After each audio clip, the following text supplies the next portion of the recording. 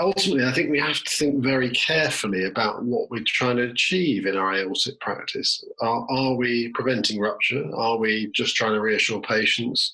Are we treating it as a technical exercise, or are we doing what we really should be considering, which is longevity of life? Are we prolonging people's life and preventing cardiovascular death? And I think that is the key for me. And whatever I thought and others thought of NICE guidelines, it's raised our awareness of these topics. And I think it's really important, if we're going to prevent a recurrence of that dramatic recommendation from NICE when it's reviewed again, then we've got to consider all these aspects of our practice. With over 500,000 patients treated globally, Impact Admiral drug-coated balloon is the market-leading DCB for treatment of femoropopliteal disease. Learn more about how 75% of patients with PAD remain intervention-free for up to 5 years with Impact Admiral DCB by visiting medtronic.eu/5-year DCB. You're listening to the Vascular podcast from Radcliffe Vascular. Today's host is Dr. Stephen Black. Welcome to this in an ongoing series of podcasts. I am Stephen Black. I'm the host for today's podcast, and I'm joined by a number of esteemed colleagues, Professor Ian Loftus from St. George's Vascular Institute, Professor Bijan Modarai from Guy's and St. Thomas's Hospital, and Dr. Jude Partridge, also from Guy's and St. Thomas's. And the topic of today's podcast is really to just have a discussion in this era, and I suppose COVID has focused us a bit on appropriateness of intervention for aortic disease. And we've had a few things in the last year that have brought this into focus. Obviously, the NICE guidelines were a really hot topic of discussion and heavily debated. We've also seen huge disruptions to aortic services over the last year from COVID, which has made us have to make decisions that perhaps were uncomfortable, like increasing the aneurysm threshold size and increasing awareness of trying to focus treatment for the right patients, which is a universal issue facing vascular surgery. So, Ian, I suppose we can kick off with you. Really, is the NICE guidelines were really hotly debated, and as that has kind of evolved in the fallout from that, where do you think? What do you think that's helped in terms of taking a conversation forward about selecting the right patients for aneurysm intervention? Thanks, Steve. I think this discussion highlights what NICE has raised awareness of, which is appropriateness of treatment. And if we think back over the last 10 years or so of what we've been doing, there probably is quite a lot of inappropriate management of aneurysmal disease across the whole spectrum of aortic aneurysmal disease. So I think there are a number of issues that NICE highlighted, and however unpalatable the NICE draft guideline was for us, for those of us with a large endovascular practice, actually, I think that they were pretty justified in their conclusions from the literature on a number of levels. So if we think about it, the long-term results from endovascular repair are not as good as we would want. It's expensive technology. There's been a lot of inappropriate use of technology, and I say there has been, but there still is. If you look across practice, I'm sure there still is quite significant inappropriate use of technology off IFU, patients who perhaps shouldn't be treated. And ultimately, I think we have to think very carefully about what we're trying to achieve in our aortic practice. Are we preventing rupture? Are we just trying to reassure patients? Are we treating it as a technical exercise, or are we doing what we really should be considering, which is longevity of life? Are we prolonging people's life and preventing cardiovascular death? And I think that is the key for me. And whatever I thought and others thought of NICE guidelines, it's raised our awareness of these topics. And I think it's really important, if we're going to prevent a recurrence of that dramatic recommendation from NICE when it's reviewed again, then we've got to consider all these aspects of our practice. Yeah. I mean, Jude, from your side, it's a different perspective for you. I mean, I have a slightly different perspective now because my practice has changed completely, I guess. But Jude, you're not involved in the intervention. Your job is looking after the patients before and afterwards. So what is your perspective on these sort of thoughts? So, I suppose to echo what Ian said, that the pause we've had with the COVID pandemic and the discussion that the NICE guidelines have raised really have focused our minds on making sure that we are doing the right thing for a predominantly older group of patients. So in the main, these patients are older, they often have vascular risk factors, they're often frail, and they're often multimorbid. And so trying to pick people that will do well and in whom we will improve longevity involves a kind of multidisciplinary, slightly more complex pre-assessment process than I think we've had in the past. And so for the past 10 years or so, as you know, at Guy's and St Thomas's, we've been working on a comprehensive preoperative assessment process where we look at other factors which will affect longevity, so that where possible, we do pick patients who will do well from this. And then we manage those anticipated complications, which we know come up after surgery in these types of patients, so that we can try and prevent problems on the ward afterwards. So I think this gives us an opportunity to try and pick the right patients, but also use the waiting lists or the pause we have more as preparation lists, where we can try and optimize patients to get the best outcomes if they do have surgery. I mean, that's a good point, isn't it, about optimizing outcomes? And, Bijan, from your perspective on this, our job is to try and make patients live longer. And, we've grown up in this era of the ticking time bomb of an aneurysm that people often used to quote or so on, that really made patients worry. And actually what's been noticeable over COVID is with the long waits, just actually how surprisingly few ruptures there have been on waiting lists. So, the urgency to treat aneurysm sometimes overwhelmed that workup. Do you think we can change that paradigm as we go forward and put more effort into that sort of working up, which might feed into other things?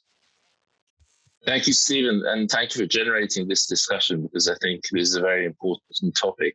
I think we're talking about moving towards a more personalized approach to aneurysm treatment, aren't we? And when you think about how that is used in some disciplines, I think the fact that we base a lot of the decision-making process for our interventions on aneurysms on size seems quite crude by comparison. I think as time has gone on, I do agree with you that our perception of rupture risk at certain sizes has probably been more than it actually is. I mean, you'll be aware of Jonathan Earnshaw's recent editorial in the European Journal of Vascular Surgery, where he alluded to some data from the UK aneurysm screening program that showed that even for aneurysms between 5 and 5.4 centimeters, the rupture risk is well below 1%. I think he quoted the risk of 0.4% rupture risk from the data. So I think we need to have a much more nuanced approach to patient selection, and Jude has already alluded to that. How do we balance the risk of intervention versus the risk of rupture? Well, we need to decide on anatomical risk, on biological risk of intervention. And if these are high, then we have to be very, very careful about which patients we put through for repair. I mean, Ian, there's a challenge that comes from all of the stages, isn't it? Because as anesthetic and pre-assessment and everything else has got much, much better, the actual risk of death from aneurysm surgery is probably at an all-time low, you'd argue. I mean, even for complex FEVARs and BVARs, it's uncommon to get a death within 30 days. And the overall mortality has fallen probably quite dramatically even in the last 10 years. So if the benchmark was always rupture risk versus risk of death on the operation, do you think that as just a binary decision is probably worth challenging now? Or, do we need to be, as Jude made a point, look at more subtle questions about the long-term benefits of the patient?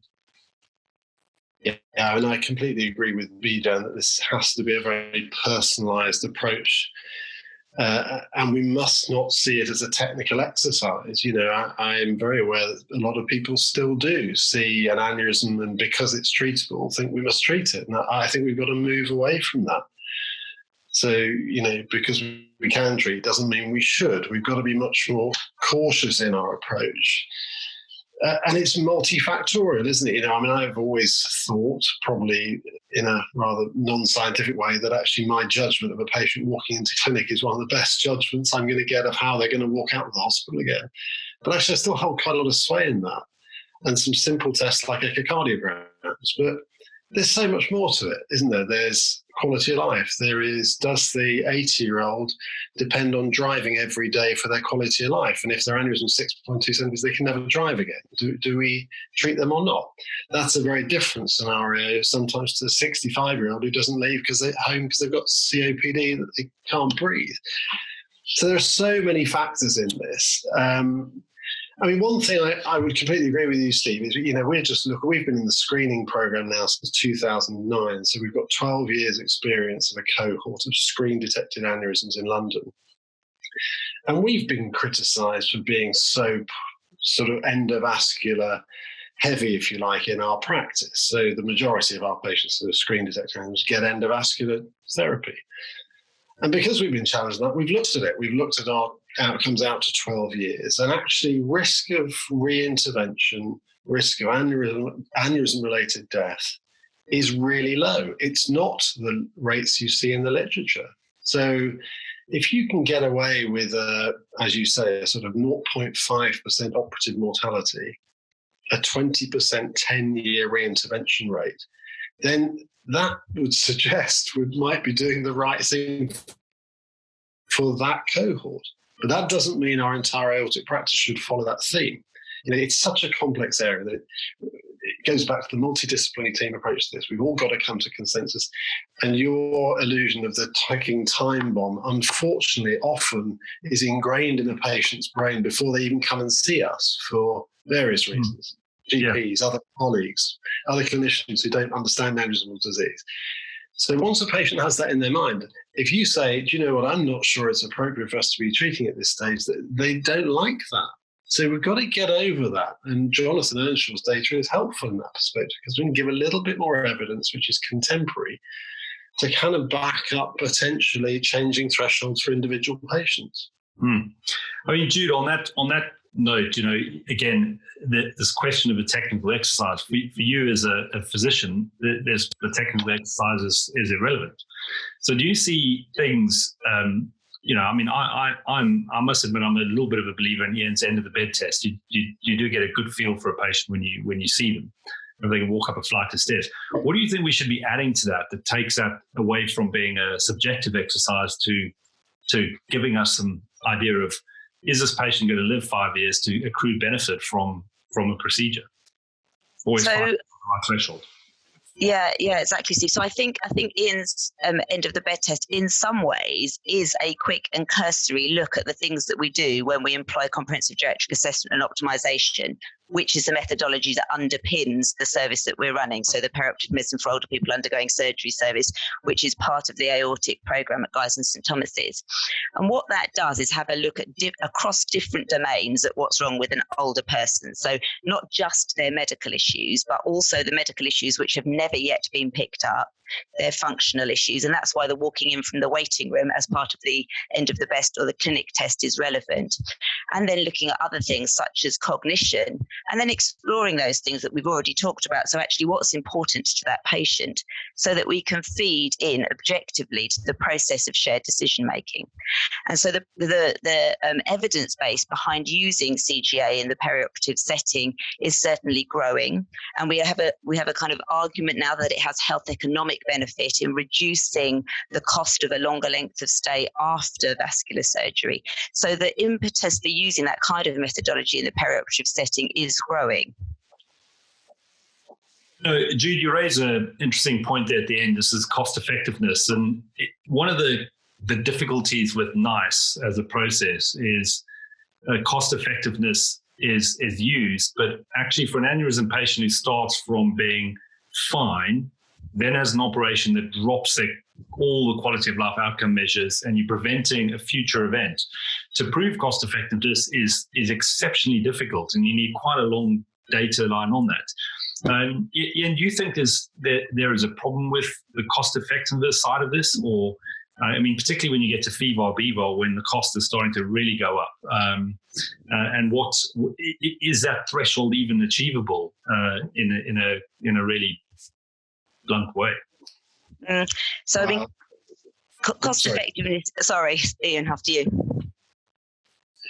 I mean, you touched a raw point, because I think once we start looking in detail at the complex aortic repairs, we're in trouble here, because there's no chance of them being cost effective when NICE use their scientific tools to analyse the data on the procedures we're currently doing. I do think we're missing a bit of a trick here. I mean, NICE's scientific methodology is way over my head. But essentially what we've always thought about is long-term outcomes from aneurysm repair. Our aneurysm is going to rupture, that EVAR trial curve that we see at every conference we go to.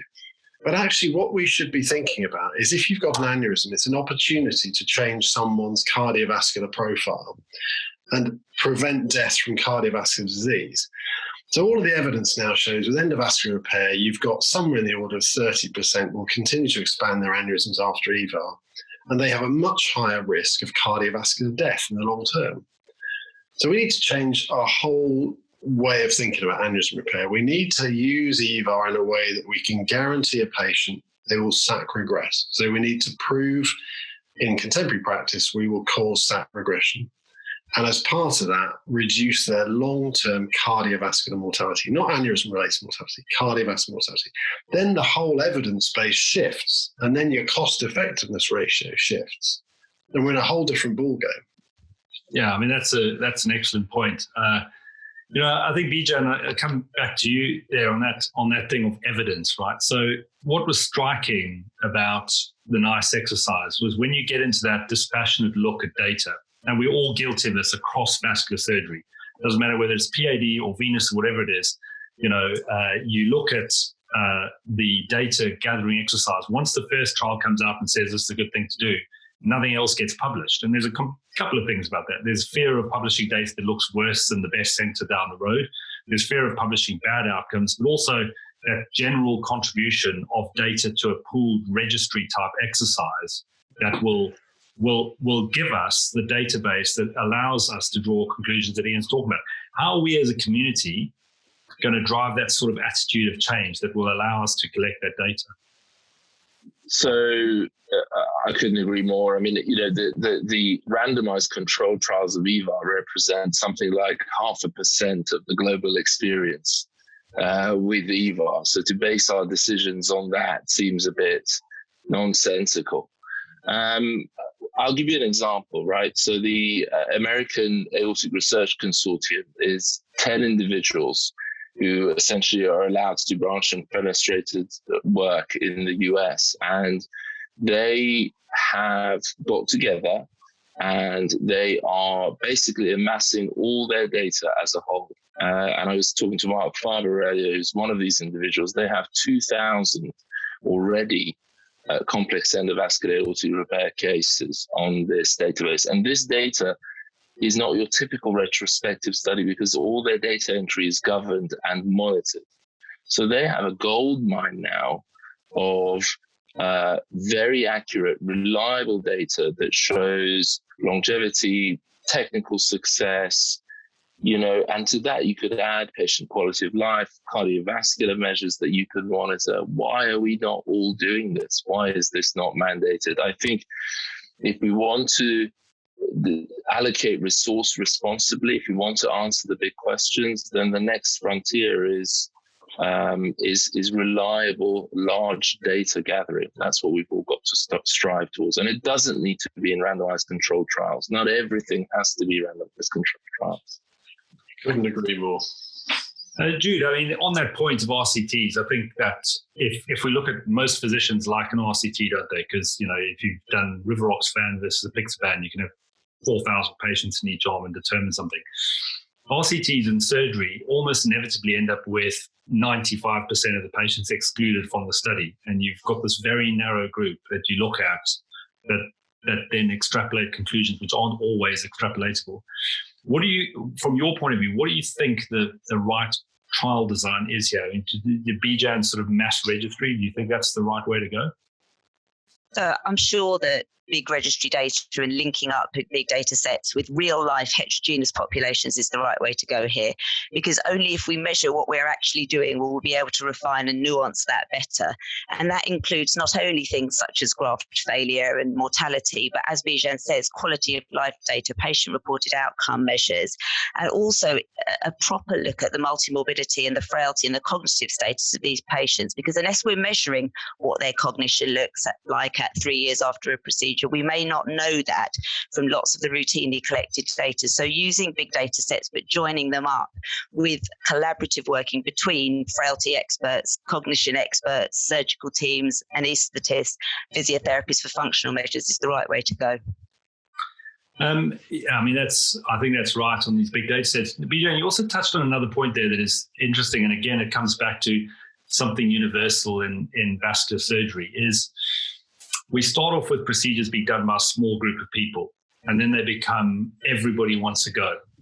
And the American Society has been quite clear on FEVAR-BVAR that because they're not FDA-approved devices in the large part, they're on very select use, and that seems to be a very strong advantage. Do you feel that maybe in the UK and perhaps in Europe that we've lost that opportunity to really keep a tighter grip on what centres do these interventions? Look, I think I know what I would want if I was a patient.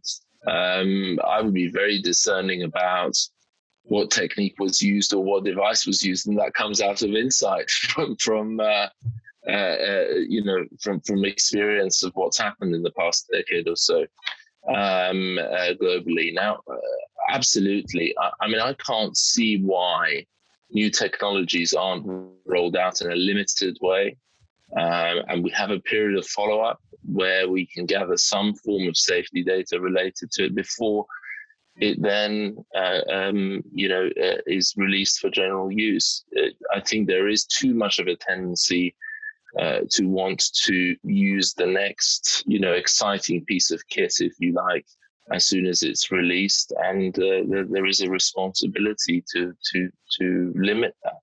So I think we do need much more controlled use of new technologies. So following on from that, Ian, it's always been the driver in surgery to be the person who does the most, right? That's been the thing. If you wanted to be the big name, you did more than anybody else. Do you think we could drive a change in a paradigm that becomes the person who does the most appropriate interventions? So you drive a quality, not quantity argument. And do you think that's even possible? Because how can we change that narrative of wanting to be the big person in town? A great concept, isn't it? But it is very difficult to quantify.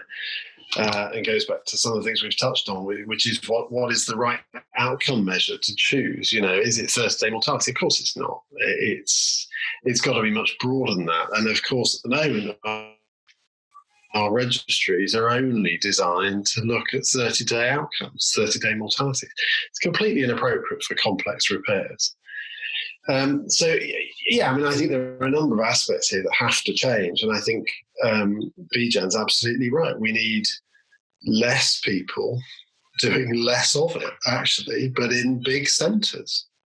If you look in the NVR, the most recent NVR reports on complex aortic work, there are far too many centres still doing very low volumes of cases. And that leads to a number of problems. So it means there'll be people being treated inappropriately. There'll be people getting the wrong kind of interventions. There'll be people not getting treated at all because it's the old surgical bravado. If I can't do it, I'm not sending it on to the person down the road who's doing so many of them. So there are multiple areas to this. At the end of the day, the person that's suffering is the patient at the end of this. And I genuinely don't really understand why our community hasn't had an appetite to change this. There is no appetite really within the specialist commissioning to drive a change in practice. And ultimately, that's where the budgets come from. They could drive it. There's absolutely no appetite from the companies to drive it because they could. if they wanted to. And there doesn't seem to be an appetite within our own surgical communities to change it, other than a few of us. So across the board, that has to change. There has to be a culture change. And my personal opinion is certainly for complex aortic work, and that includes FEVAR for me and open repair. We need super-regional aortic centres for acute as well. And America proves that can work. So, I don't know how many centres that is, but I've got an idea. It's way less than we have at the moment. And in those centres, less surgeons doing the cases. Yeah, I mean, I think that same feeling seems to be permeating bigger groups, and we've had that discussion quite extensively today in appropriateness during the venous sessions at Charing Cross as well, and I think we have the same feelings. Jude, that sort of thing, we've been really trying to restructure MDTs. We've often talked about the concept of having a multi-center MDT. Do you think that sort of it's quite difficult from your point of view as a POPs person in an MDT to challenge a decision from a surgeon if you don't think it's right, or vice versa? I mean, how do you think we make MDTs work in a process that there's an advocate for the patient doing the right thing and taking it away from that technical exercise? Because really nowadays anything can probably be treated, So I think that's about collaborative team working, isn't it, and knowing where people's strengths lie. And if you have people involved who are expert at appraising certain medical conditions, multimorbidity, frailty, and they have a good working relationship with a surgeon who is also very experienced at appraising a patient, performing the operation, looking after them, and you have a good working relationship, I personally don't find it difficult in the slightest to challenge in our MDT, as I'm sure Bijan will testify to. But as these services do spring up, and we really see across the UK that there are increasing numbers of POP services being established for whole pathway involvement in the care of all sorts of surgical patients, vascular and others, I do think that we'll see good working relationships. Of course, when you begin this, it is difficult to have awkward conversations and challenge existing practice, but that's just about good team working, using data to drive pathways and making sure that you've got patient-related issues at the centre of that. And I think once you get that pathway working, then these MDTs can be very effective. Thanks, Jude. So I think we're getting to the end of this. So I'm going to ask each of you in turn to say, if you can use your crystal ball to see where we'll be in 5 years' time in aortic surgery, where would you like to see things? We'll start with you, Ian, and then go to Bijan and finish with Jude. One thing or whatever you like. Yes, it's a free-for-all. Well, firstly, hopefully I'll be retired. Come now. So apart from that, I go back to my last point. I hope more appropriate use of endovascular technology with more cautious and detailed looks at long-term outcomes and putting the patient first, which I don't think we have done in the past. I think that personalised approach that Bijan alluded to right at the start, I think that should be at the forefront of our aortic practice in 5 years' time. Patients should be at the front. Bijan? Yeah, so I'd go with that in 5 years' time. That personalised approach having been informed by better quality data gathered from large numbers of patients, which includes taking into account the effect we have on patients' quality of life when we carry out these interventions. That will inform the decision as to whether this is in their best interests. Jude? So similarly, I'd like to see multi-specialty working underpinning these pathways of care so that we can facilitate shared decision-making and using waiting lists or time spent on aneurysm surveillance to prepare patients for surgery, if that's going to be the right thing for them, or to turn them down in a meaningful way early on in the pathway rather than continuing surveillance unnecessarily.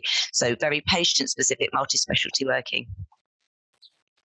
Thanks, Jude. So I think thank you all for your time this evening. I think this fits very nicely with the general concept in vascular surgery that the time for appropriate patient-centered care across the board is here.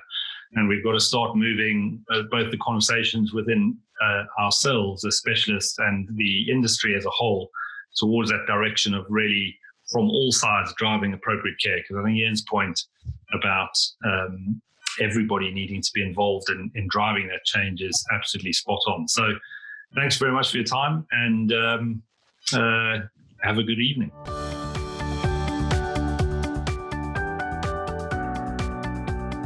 This podcast was brought to you by Radcliffe Vascular and is sponsored by Medtronic.